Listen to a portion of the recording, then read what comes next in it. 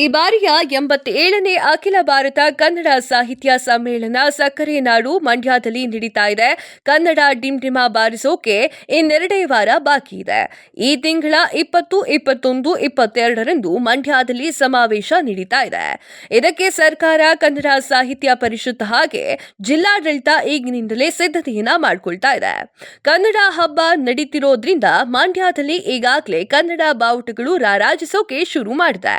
ಮಂಡ್ಯ ಜಿಲ್ಲೆಯ ಎಲ್ಲ ಮನೆಗಳ ಮೇಲೂ ಕೂಡ ಕನ್ನಡ ಬಾವುಟ ಹಾರಿಸಿ ಅಂತ ಸಮ್ಮೇಳನದ ಸ್ವಾಗತ ಸಮಿತಿ ಅಧ್ಯಕ್ಷರಾಗಿರುವಂತಹ ಸಚಿವ ಚಲುವರಾಯಸ್ವಾಮಿ ಅವರು ಕರೆ ಕೊಟ್ಟಿದ್ದಾರೆ.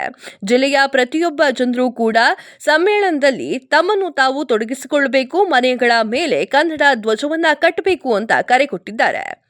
ಸಾಹಿತ್ಯ ಸಮ್ಮೇಳನದ ನಗರ ಅಲಂಕಾರ ಸಮಿತಿ ವತಿಯಿಂದ ಸ್ವರ್ಣಸಂದ್ರದಲ್ಲಿ ಮನೆಗಳಲ್ಲಿ ಕನ್ನಡ ಬಾವುಟ ಕಾರ್ಯಕ್ರಮ ಆಯೋಜಿಸಲಾಗಿತ್ತು.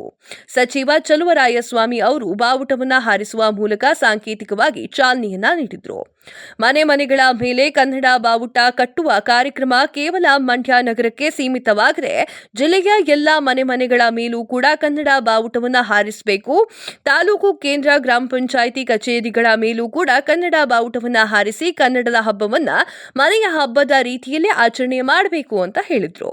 ಸಾಹಿತ್ಯ ಸಮ್ಮೇಳನದ ಅಂಗವಾಗಿ ಡಿಸೆಂಬರ್ 15ರಂದು ಕನ್ನಡಕ್ಕಾಗಿ ಓಟ ಎನ್ನುವಂತಹ ಘೋಷವಾಕ್ಯದ ಅಡಿ ಹಮ್ಮಿಕೊಂಡಿರುವಂತಹ ಮ್ಯಾರಥಾನ್ನಲ್ಲಿ ನಗರದ ಪ್ರತಿ ಮನೆಯಿಂದ ಕನಿಷ್ಠ ಒಬ್ಬ ಸದಸ್ಯರಾದರೂ ಕೂಡ ಪಾಲ್ಗೊಳ್ಳಬೇಕು ಅಂತ ಹೇಳಿದ್ರು.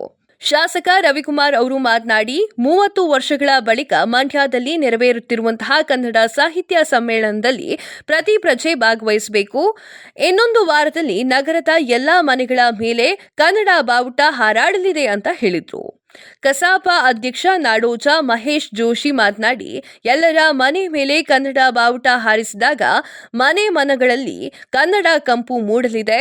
ಬಾವುಟ ಹಾರಾಟ ನಮ್ಮ ಏಕತೆ, ಐಕ್ಯತೆ, ಅಸ್ಥಿತೆ ಇದರ ಸಂಕೇತ. ಇದು ಕನ್ನಡ ಹಿರಿಮೆ, ಕನ್ನಡದ ಅಭಿಮಾನದ ಕುರುಹು ಅಂತ ಹೇಳಿದ್ರು. ಕಾರ್ಯಕ್ರಮದಲ್ಲಿ ಶಾಸಕರುಗಳಾಗಿರುವಂತಹ ಮಹೇಶ್ ಬಾಬು, ಬಂಡಿ ಸಿದ್ದೇಗೌಡರು, ದಿನೇಶ್ ಗೋಳೇಗೌಡರು, ಜಿಲ್ಲಾಧಿಕಾರಿ ಡಾಕ್ಟರ್ ಕುಮಾರ್, ಜಿಲ್ಲಾ ಪೊಲೀಸ್ ವರಿಷ್ಠಾಧಿಕಾರಿಗಳಾಗಿರುವಂತಹ ಮಲ್ಲಿಕಾರ್ಜುನ್ ಬಾಲದಂಡಿ, ಜಿಲ್ಲಾ ಪಂಚಾಯಿತಿ ಸಿಇಒ ಶೇಖ್ ತನ್ವೀರ್ ಆಸಿಫ್, ನಗರಸಭಾ ಅಧ್ಯಕ್ಷರಾಗಿರುವಂತಹ ಪ್ರಕಾಶ್, ಮೂಡಾ ಅಧ್ಯಕ್ಷರಾಗಿರುವಂತಹ ನಹೀಂ ಸೇರಿ ಹಲವರು ಪಾಲ್ಗೊಂಡಿದ್ರು.